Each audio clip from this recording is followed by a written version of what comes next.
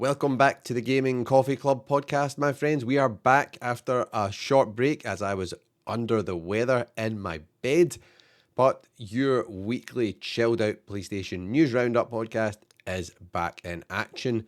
And we've got a little bit of hardware news to start us off, a ton of game announcement news since we last spoke, and a big franchise going to the big screen, which I think looks like a lot of fun. So this will be a fun episode. Sit back, grab your coffee, and make sure you grab your coffee mug from purepsx.com or the merch shelf down below if you're on YouTube. And let's relax and get straight into the gaming news. We're over at Forbes here, and the console sales are down big time year over year. Some of these numbers are quite surprising. We already knew Xbox was on the downward slide. Microsoft don't seem to be as bothered about the console. They seem to be all about pushing subscription services and moving towards a PC ecosystem, which means no room for their console. It's getting kind of shoved out. However, PlayStation and Switch are not immune. So this article from Paul Tassi says Xbox sales are down 70% year over year, with PS5 down 40%. Big numbers there. I did not expect this. So this spread across the board. None of the big three are immune. We've already mentioned Xbox and PlayStation. Switch 2 sales were down 10%, even as the Switch 2 was released just this past June. Why? Well, there are many reasons. A simple one is the prices are high, as we all know. The price of PlayStation 5s and Xbox in particular has went up recently. They have all suffered price increases, which is something unusual at this point in their life cycle. Usually, when a console has been about for 5 years, you're expecting the prices to be reduced. Not happening here. They are going up. So prices are high, going up.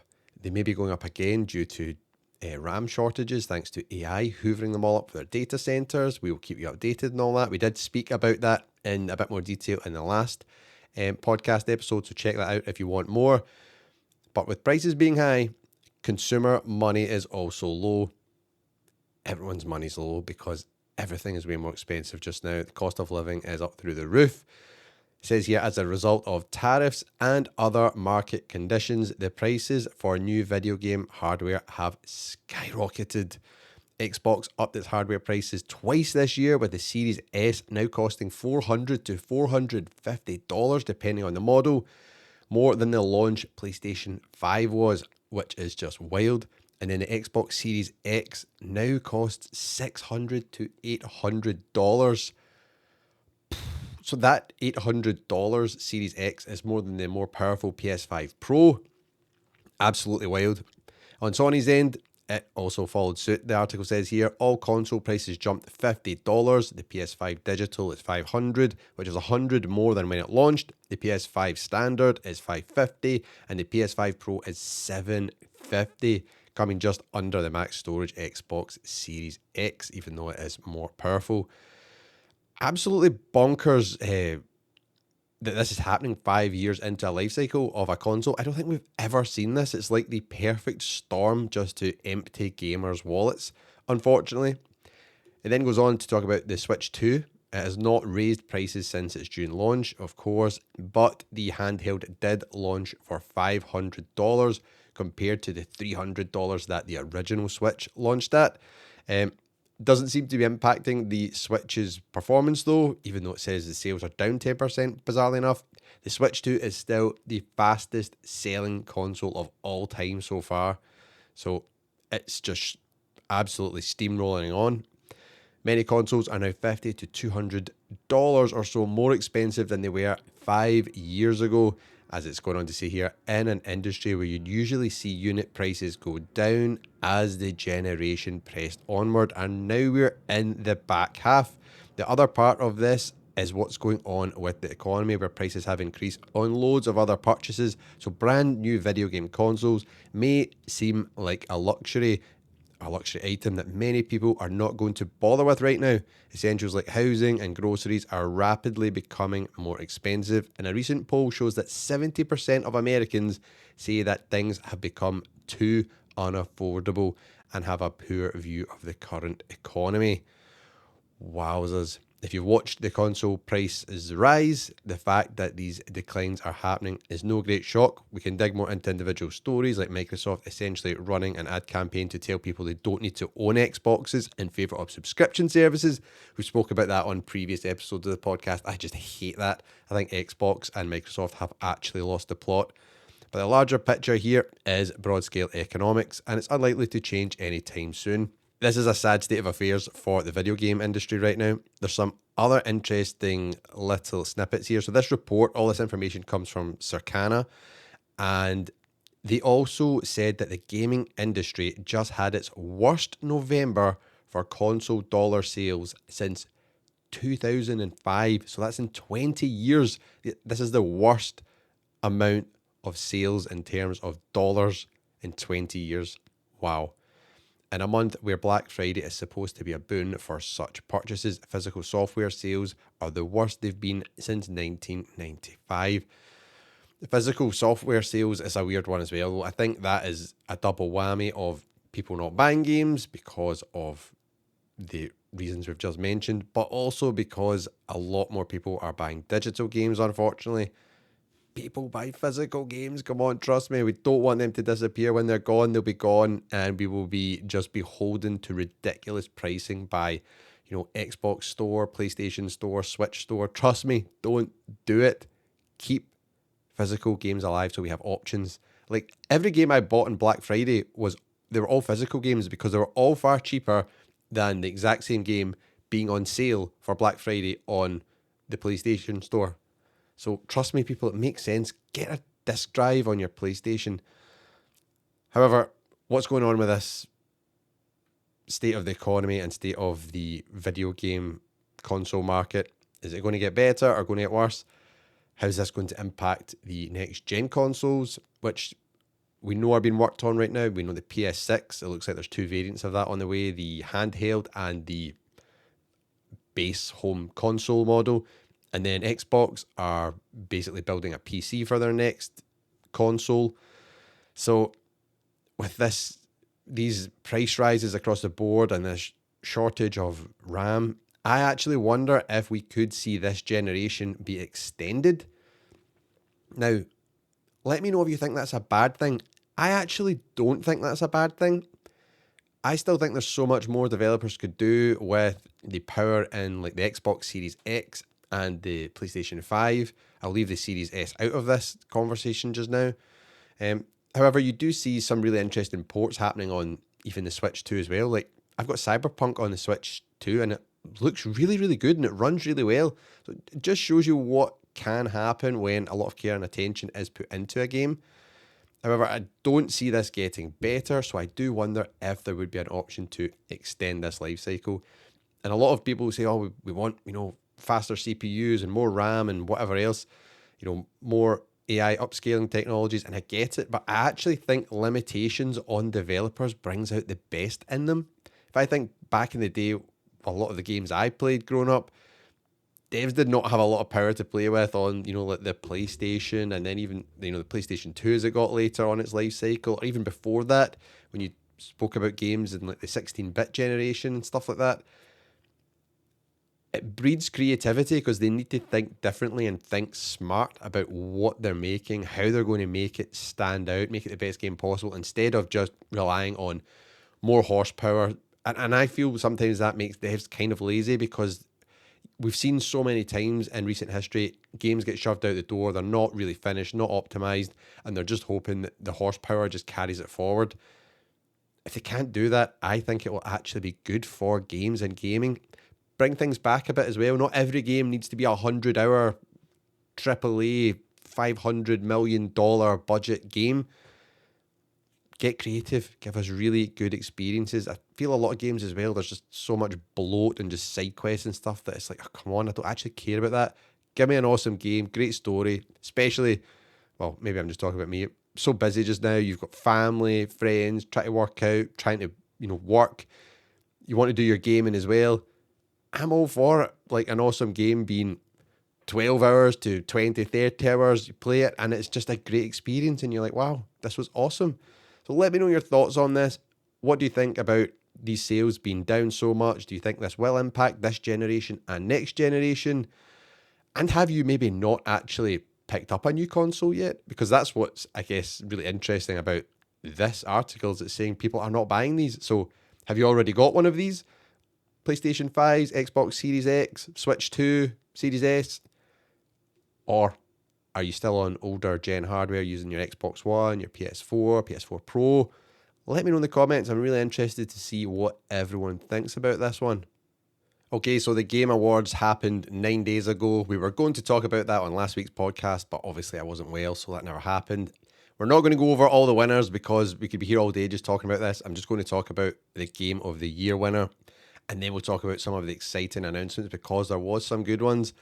Game of the Year was this one you can see on screen right now, Claire Obscure Expedition 33.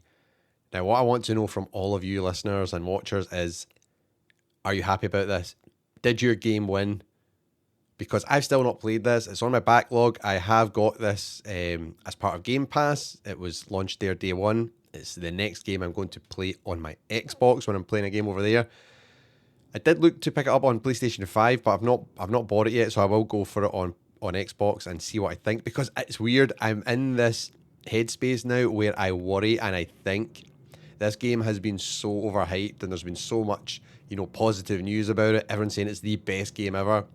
Am I going to play this and be like, I don't actually like this game? So that is my concern. So I'm going to jump in on Xbox, play it on Game Pass, see what I think about it, because I'm almost finished. I take forever to get through games these days, but I'm almost finished Final Fantasy VII Remake. I'm playing through that on my PS5 Pro. Absolutely loving it. Spectacular game. So it would be interesting to then play this back to back, both being RPGs, but, being different, obviously. I think the combat in this is different as well. It's not like kind of real time, it's more turn based, whereas Final Fantasy is a kind of hybrid of real time and, yeah, I'd say it's more real time, isn't it? So, yeah, that's what I'm excited to check out next, is this game here. The Game of the Year 2025. Did this game get your vote? Are you happy about this, or were you surprised? The one thing I was happy about, and we'll just touch on this really quickly, but Fighting Game of the Year, City of Wolves. Oh yes, who thought that was going to win? I didn't, but that was the one I wanted to win when we did my picks on a previous video. So I was really happy about that. So that was good. Yay, well done to that. Congrats SNK. But let's get on to all the awesome game announcements because there was some really good ones. I was kind of thinking we were getting to the point now that are we ever going to see a new Tomb Raider game? It seems like forever since, what was the last one I played? Shadow of the Tomb Raider. So we are going back to the origins, back to the beginning. Not the origins of Lara Croft, but the origins of our experience with Tomb Raider and Lara Croft way back in the day on the PS1. And we are getting Tomb Raider Legacy of Atlantis, which is a reimagining of the 1996 genre-defining game. So we're getting a remake of the original. So think about games like, your Resident Evil 2s, Resident Evil 3, Nemesis, getting the remakes, in recent history. Tomb Raider is now getting that treatment. Not going to lie, this trailer I think looks great. It looks really good fun. There's some parts where she's jumping back, shooting at velociraptors, should I say. And the thing that's really cool about it, it gives me Max Payne slow motion, dual pistol wielding vibes. So I'm all for that. I can't wait to see what that actually pans out to be like when we get our hands on the game. This will definitely be a day one purchase for me. It looks really good. And we've got a bit of blurb about the game. It says, as Lara Croft, harness your wits and athleticism to explore exotic locations lost to time. From the jungles of Peru to the ancient ruins of Greece, the deserts of Egypt, and the mysterious Mediterranean islands shrouded in myth. What's really cool here about this is it says harness your wits and athleticism. So we are going back to like the OG Lara Croft where she's just this absolute badass. Unlike the recent trilogy where she wasn't, it was at the very beginning of her journey. She was kind of evolving. And there wasn't a whole lot of tomb raiding in some of them. Whereas this hopefully is a return to form. The trailer does look really good. It also says traverse treacherous landscapes, solve deadly contraptions, and face lethal predators as you hunt for the scattered pieces of Scion. It also says traverse treacherous landscapes, solve deadly contraptions, and face lethal predators as you hunt for the scattered pieces of the Scion, an artifact of immeasurable power. Whether you're a veteran raider or new to Lara's world, Tomb Raider Legacy of Atlantis delivers jaw-dropping visuals powered by Unreal Engine 5. Modern game design and new surprises while honouring the spirit and atmosphere of Lara Croft's debut adventure. So this is cool, and I think as well, another thing that's cool, she looks a bit more like Lara Croft, which is nice and a good update to see it's kind of going back to the way she was in the 96 games, because the whole Lara Croft look is iconic. She is an iconic video game character, and I hope this game does it justice. I've got high hopes. I think the trailer looks fab. The character looks great. There's dinosaurs in it for us to shoot again. I think this will be a lot of fun, and we don't have an exact release date. All we know is 2026, so next year. So I'm hoping it's early on, maybe not too late, because the trailer does look really good. We see lots of gameplay in it, which is nice. It's not one of these cinematic trailers. And also another thing which makes me hope that it is going to arrive kind of soon is that you can sign up and get some free DLC for the game when it launches right now. So we're over on Screen Rant for the news, and you can go and get this free download for the game right now, which is this Lara Croft costume where she's in her wetsuit, and it looks freaking awesome. And all you need to do is sign up for an Amazon Games ID, because Amazon Games are publishing this, and you can get the exclusive Mediterranean wetsuit outfit when you link your Amazon Games ID to your PlayStation Network or your Xbox account. The outfit will be available in-game at launch next year. Signing up for an account seems relatively easy. You just have to follow the steps here. Linking your account to your PlayStation and Xbox is a simple matter, so you won't have to work too hard for this outfit. Tomb Raider is going back to its basics. We absolutely love to see it. The last brand new Tomb Raider game was way back in 2018. Jeez, that was a while ago. So it's really rather wonderful to see the franchise return in such a big way, and just in time for Lara's 30th birthday. Jeez, oh, the first game came out 30 years ago. That is wild. So people, make sure you head on over, just Google it, and you'll be able to go and find the link to download the DLC for this if you're planning picking this up. So you get this skin at launch as well, which is a pretty cool freebie. Now, that's not the only Tomb Raider news we got at the Game Awards. We actually got a teaser trailer for another new Tomb Raider game. Yes, another mainline Tomb Raider game. And this one is called Tomb Raider Catalyst. And it says the legendary Lara Croft returns in Tomb Raider Catalyst, the next all new entry in the Tomb Raider series, coming in 2027. Now, I thought the first trailer looked amazing. This is obviously a teaser trailer, so I guess a lot is subject to change, but I wasn't really getting Tomb Raider vibes from this. I think the character model does not look like Lara Croft at all. Does anyone else get that? Is it just me? I don't know. And another thing, it looks like she's got some Assassin's Creed style grappling hook which she's using, which I was a bit like, what the hell is this? So we need to give them the benefit of the doubt, I guess. Really early days for this. This is not coming out to 2027. This is just a teaser trailer. We're not seeing much else. And who knows, maybe some of the direction of this game will be influenced and impacted by how successful the first Tomb Raider game is when it launches in 2026. Because I think Legacy of Atlantis just really embodies what Tomb Raider is all about. So we'll keep watching this one. We'll keep our eyes peeled. I'm interested to see if any of you are fans of Tomb Raider and are excited to get back into the franchise. I know a lot of people didn't like the previous trilogy, which was Tomb Raider, Rise of the Tomb Raider, and Shadow of the Tomb Raider. Rise of the Tomb Raider in particular, I thought was an awesome game. It was really good fun. However, they do feel a bit more like a generic kind of action adventure game, just with, you know, a female lead in it. It felt like it could have been Uncharted. Do you know what I mean? Whereas a lot of the stuff which made Tomb Raider really cool as well, that being Lara and how she was, you know, just being a total badass, total wido, super athletic, you know, dual pistol wielding, shooting at dinosaurs and all this kind of stuff. That wasn't really in the recent games, which were, I guess, were a lot more grounded. Let's see how this goes. Let's see how this pans out. Let me know what you're excited for. Are you excited for Legacy of Atlantis? Or are you more hyped for Catalyst? Sound off in the comments, people. Now, this next game was a big surprise for me. I did not expect this. And if you grew up playing Episode 1 Racer, this will be right up your street. Star Wars Galactic Racer. Yes, we've got an arcade style racing game set in the Star Wars universe. This looks freaking class. I am totally down for this. Star Wars Galactic Racer is a runs-based, high-stakes racing adventure born in the lawless Outer Rim. With the Empire gone and the galaxy rebuilding, the Galactic League is formed, an underground, unsanctioned circuit where syndicates bankroll chaos and champions are forged.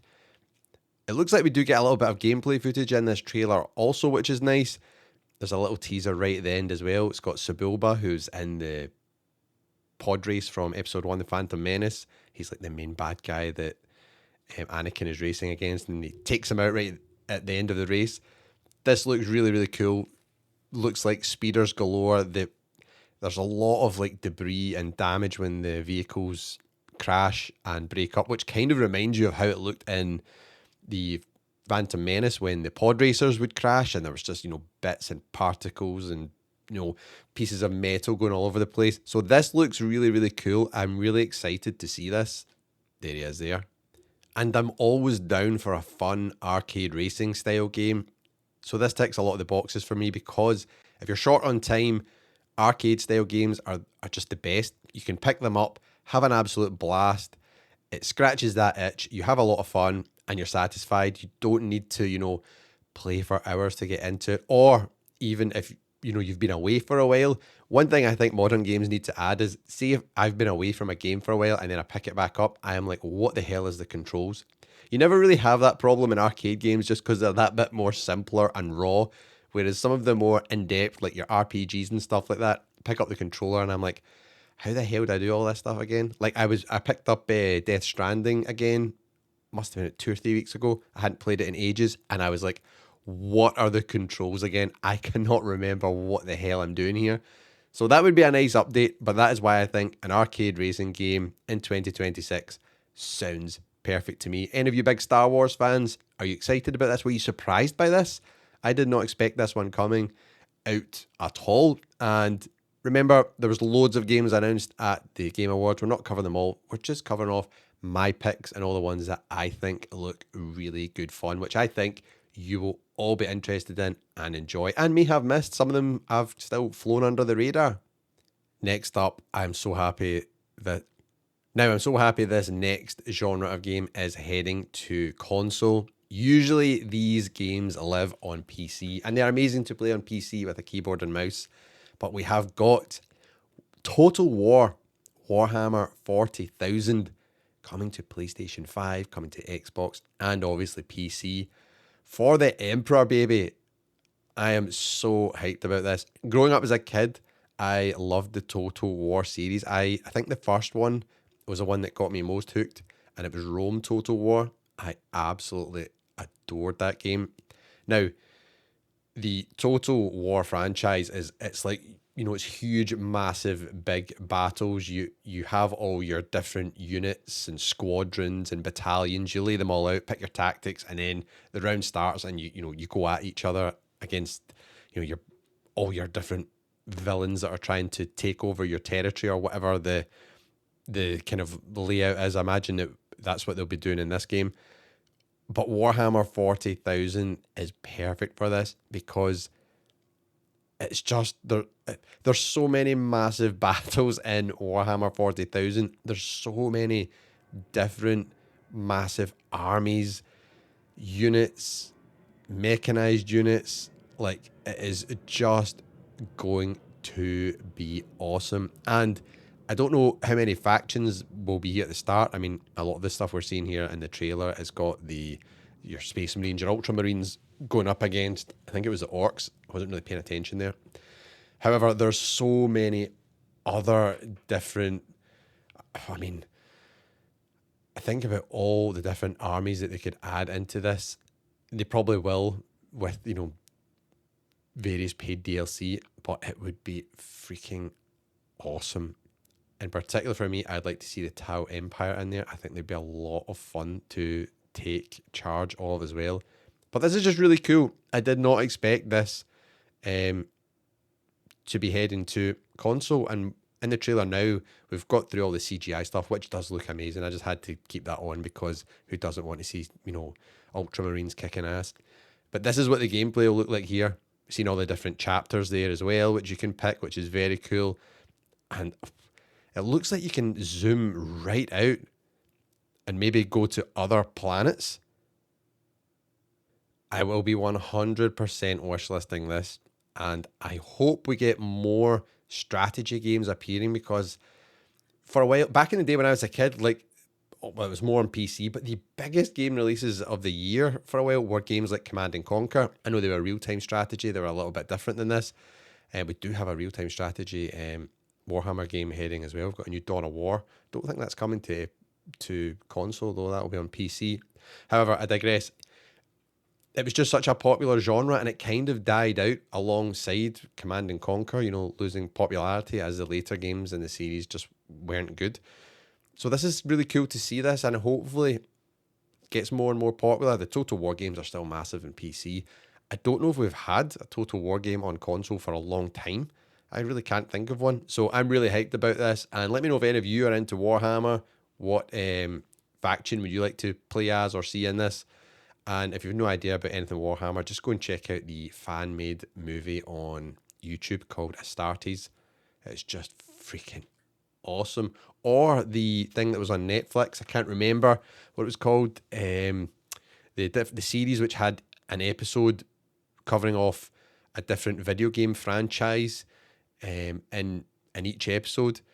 It also had the Concord, which was the biggest flop ever and cancelled. However, it did have a Warhammer 40,000 episode in it, and it was freaking awesome. If anyone can remember the name of that, let me know in the comments, because it's went right out my head.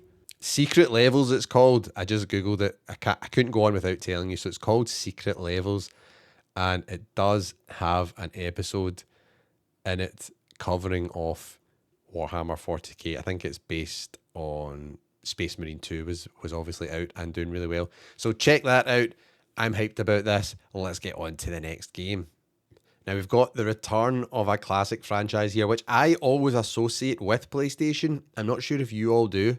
I know it has been on other platforms. However, Ace Combat is coming back. Another one I didn't expect. I feel like the world is healing a little bit. So this is really cool, because the Ace Combat games are always a ton of fun. Their story modes are always great as well. I've actually got Ace Combat 7, which I've not played yet. So I need to play that before 8 comes out. However, we have got Ace Combat 8, Wings of Thief. And the blurb here, it says, Wings of Thief has fallen, but legend lives through you. The legend lives through you. From now on, you'll carry the title and be the greatest ace pilot this world will ever know. So this is coming to PS5 in 2026. And when you watch the gameplay again, I just love the art style and the visuals in this. This to me is just like kind of peak arcade graphics. I'd be happy if games never got better looking than this. I just love when a video game looks like a video game. So this looks like it'll be a lot of fun. A lot of crazy dog fights, flying I don't know what planes will be flying in this. Will we have F-35s or Raptors or whatever? I don't know, but this looks so freaking cool. Wish list this right now, people. The campaigns are always kind of cheesy and over the top in Ace Combat as well. So I expect nothing less from Ace Combat 8, which gets me excited to check this out. 100%. Anyone played any of the Ace Combat games or happy to see this returning? I am. I'm happy to 30th anniversary also of Ace Combat, which is very freaking cool. I remember playing Ace Combat way back on the PlayStation 1, I'm sure it was. So this is very cool. I'm excited about this one. Good to see Namco digging into their back catalogue a little bit and getting some of these other franchises out there, giving them a little bit of love. I will definitely be checking this one out. And in the trailer, if you're watching it, the wedges and the burger look good there. Looks some good scran there. Next up, we've got a trailer which is right up my street where it's all captured in-game. All footage captured in-game. Yes, that's the way it should be. None of this CGI stuff. Apart from Warhammer, it gets a pass because just Space Marines. That's so freaking cool. However, the thing that caught my eye about this game, one, if you're watching this on Spotify or on YouTube, it literally looks like Cyberpunk. The visuals look top notch. I get kind of Cyberpunk meets Duke Nukem kind of vibes in this game actually, which is no bad thing. So that's cool. But the thing which got me thinking, oh, this could be really good, is this is actually from the same devs which gave us The Ascent, which if you've played The Ascent, it's a kind of top-down co-op shooter game. It is absolutely stunning. It is really a beautiful game. They've carried over that whole kind of art style and atmosphere and world building to this game here. And I'm absolutely loving what I'm seeing from this trailer so far. It looks top notch. And I hadn't heard about this at all, any leaks or anything. So this was new to me. And this game, no law, reap what you sow. The world reacts to what you create. From Neon Giant and Crafton, No Law is a first-person open-world shooter RPG set in the neon sleaze of Port Desire. Play as Gray Harker, an ex-op forced back into action. Fight or sneak. Shape the city with your choices and craft your revenge on PS5. Rated mature. So, I mean, sign me up. This looks absolutely great fun. I cannot wait to see more of this. The game plays well. I'm a sucker for seeing silenced pistols and weapons and all that being used in games. I think it just harks back to when I was a kid and I first saw GoldenEye on the N64 and he has his, it was Walther PPK and he's got the silencer on it and it's just pew, pew, pew. And I was like, oh, that's the coolest thing ever. So seeing that in games, even to this day, I go, I want to play that game. That looks good. So this looks freaking awesome. Is anyone else excited for this? Let me know because I think a lot of you will be like, yeah, sign me up for this game, especially if you have played The Ascent. Let me know if you've checked that out. Well worth giving it a go. It's also tough as nails, but a great game. But yeah, this looks more up my street. I'm not a big fan of the kind of twin stick shooter games so much. I can't remember if Ascent was twin stick. I'm pretty sure it was. However, this FPS RPG game, sign me up, people. It looks absolutely stunning. And I mean, there's a bit in the trailer there where he's shooting a guy outside. It looks like a convenience store, and obviously the bullets are tearing into the bad guy, but the damage to the windows and all the stuff behind him as well. This trailer has me hyped. That's what trailers should do. Heck to the yeah. Sign me up. No law. I think this one is also going to be officially getting wishlisted. Next up, we've got some more news on Phantom Blade Zero, which we've all already seen. However, we did get a release date announcement trailer. The visuals again and the fighting in this looks so clean. It really does look absolutely spectacular. Our date for Phantom Blade Zero is September the 9th, 2026. It will launch worldwide. The new trailer introduces the Kung Fu Punk world shaped by conspiracy, intrigue, and cinematic martial action. Cinematic martial action? Yep. Explore deadly new bosses, powerful weapons, and deep progression. So if any of you were excited for Phantom Blade Zero, we've got a little bit longer to wait. September the 9th, 2026. Not too bad. However, it is frustrating, isn't it, when we see some trailers and it goes coming out 2027. You're like, oh. Maybe there should be a rule that they can't show like a trailer for a game or a gameplay trailer until, you know, it's within a year. It does get frustrating. You're like, oh, geez, it's coming out 2027, 2028. This one, not so bad. 2026, September. It looks really cool. Phantom Blade Zero. Who's signing up for this one? Anyone got this on their wish list? Let me know in the comments. Now, you Resident Evil fans out there, we're very lucky as we were treated to another trailer for Resident Evil Requiem. I wasn't sure if this was going to show up again because we've already seen a fair bit of it. However, we did get the third trailer, and every time I see this game, it looks more spectacular. The visuals and the whole atmosphere, it looks creepy as hell. And we got a little bit of blurb, which is Requiem for the Dead, Nightmare for the Living. Resident Evil Requiem is now available for pre-order. There we go, people, up for pre-order. And we'll tell you when this will land in just a second. Experience terrifying survival horror with FBI analyst Grace Ashcroft. Poor Grace, she's just an FBI analyst and she's been dropped into this hellhole. Jeez, oh, that's some work, was it not safe workplace, working environment? I don't think so. And dive into pulse-pounding action with legendary agent Leon S. Kennedy. I do love Leon. From way back in Resident Evil 2 as a kid, what a game that was. Jeez, oh, absolute classic. Both of their journeys and unique gameplay styles intertwine into a heart-stopping, emotional experience that will chill you to your core. Resident Evil games are they're just going from strength to strength. They're just so good, aren't they? I mean, I can't really think of a bad one. I know a lot of people didn't like Resident Evil 3 remake, of Nemesis. I think mainly because it was too short, and I think the plan was it was originally going to be DLC for Resident Evil 2.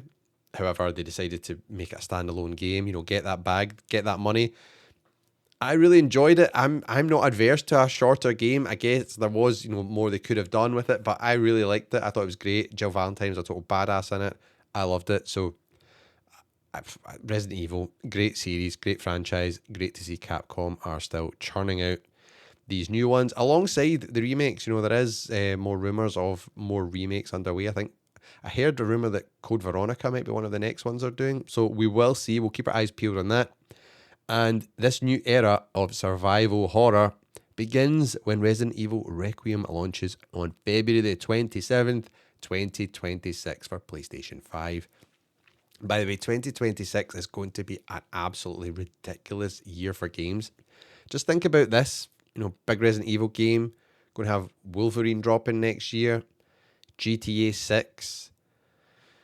Heck, it wouldn't surprise me when this new Steam machine drops if we get Half-Life 3. I think 2026 is going to be legendary for games, but it's going to be a weird one for hardware, because I think if you don't have the hardware just now, get it ASAP, because I think it's all just going to get more and more expensive with all this tariffs, trade wars, AI hoovering up all the DDR5 RAM.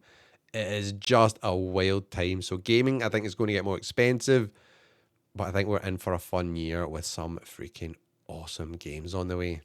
The OG, the legend, Mega Man is returning.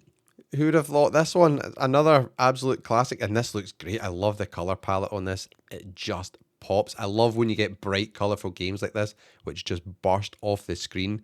If you've got a good TV, or can you imagine playing this if we had like a PlayStation Portal OLED model? It would absolutely pop off the screen. It already will. The Portal looks great already, but the colors on this look fantastic. Mega Man Dual Override is returning, and this is the thing that bugs me, 2027. And it's also coming to PS4. So this is going to be a brand new game launching for PS4 in 2027. It's kind of wild. They need to cut ties with the PS4 and focus on the current generation. Before we know it, PS6 will be coming down the line, and they'll still be releasing games for the PS4. It's like no wonder people don't upgrade if there's not a reason to upgrade, if games still come out on the older systems. However, this looks great. Back to Mega Man. We've got Mega Man Returns in 2027 with a brand new entry in the classic action platforming series. Override challenges and blast down legions of robots while springboarding across a new array of futuristic frontiers. This looks great fun. I'm all for games like this. This just looks really, really fantastic. And I'm not like a huge Mega Man fan, but it's so cool to see Capcom again, as we were saying earlier about Namco, dipping into the back catalogue, getting some of the older games back out there, refreshing them, giving us some new stuff. I think this will be popular. I think a lot of people will buy this. I think a lot of people will support this as well, so that hopefully Capcom gives them more Mega Man. But this was a surprise to me. I didn't expect to see this either. Happy about this. Lots of good announcements at that Game Awards show. And some of these I think weren't on the Game Awards. Really freaking good.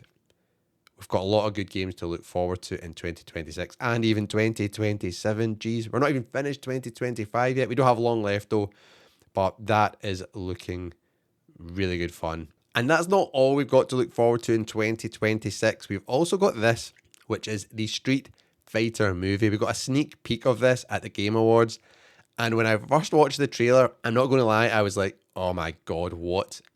But I've probably watched it about 100 times since then. And every time I watch it, I like it more and more. It's one of those things at the start, I was like, this looks so bad that it's good. But it's like they're leaning into the kind of cheesiness of Street Fighter. I think it looks class. Some of the fight choreography looks really good in it also.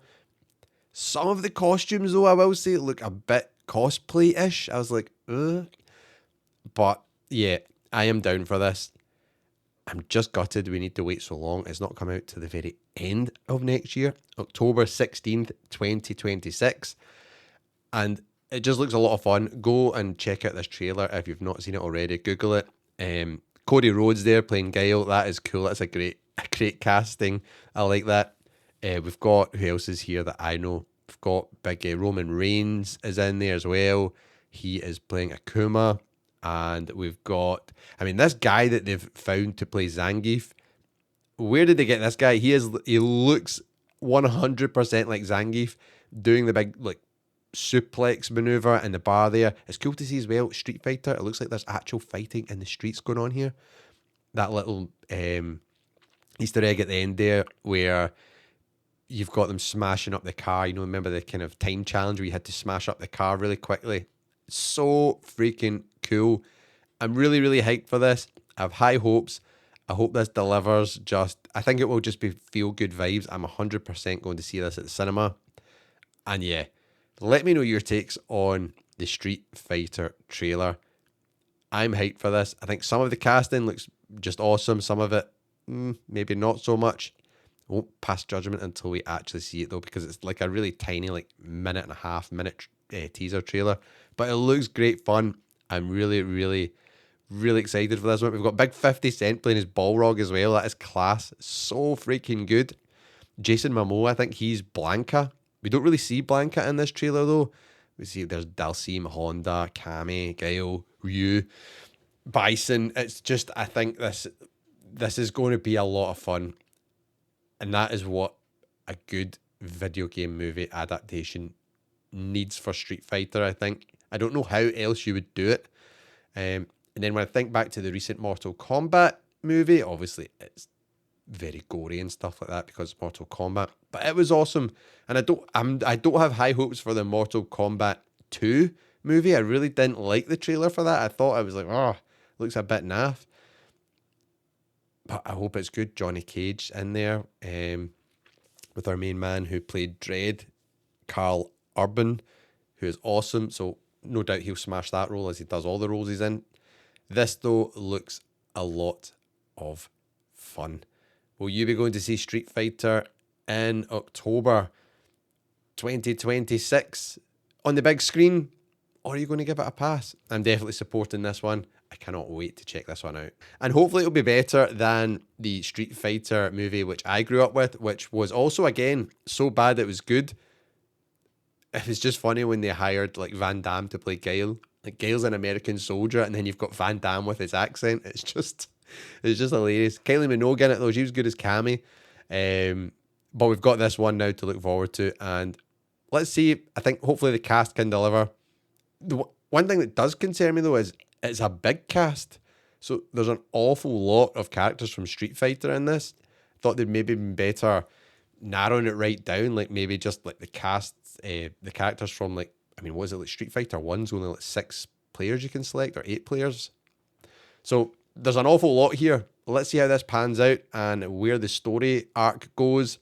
Will it, inevitably it will lead to a sequel in the hope that this is successful, or could it splinter off into individual stories for the individual characters? That could be something quite cool, because that's the one thing that just concerns me about movies when we get them for a lot of these franchises, video game franchises, is you've got the characters on screen. There's probably about 12 or 14 of the Street Fighter characters here in a 2-hour movie. I'd rather see that in a TV show where it's 10 episodes, an hour long, so you've got so much more time to flesh out the characters and build all the story arcs. So who knows how this will go.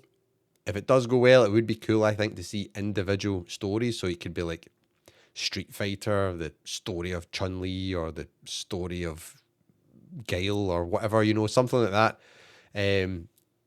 But we won't have long to wait. Next year, October 2026. So there we have it, people. Which game announcement, which we spoke about today, was your favourite? Which one were you most excited about? Which one surprised you? And are you going to wish list any of them? Are you picking any of these up? Let me know in the comments, and thank you very much again for sitting, chilling with me, having a coffee. Make sure you pick up your coffee mug using the merch shelf down below like I mentioned, so you're ready for next week's episode. You need to be ready with the official mug and caffeine inside it, ready to go, ready to rock. Love all the support. Thank you for all the positive messages when I messaged saying I wasn't well last week. Love you all. We'll be back next week, so make sure you leave the video a like. Leave me a comment, as I respond to every single one of them. And if you're on Spotify or wherever else you're listening to this, please leave us a positive rating and make sure you follow us. And we'll see you next week for more Gaming Coffee Club awesomeness.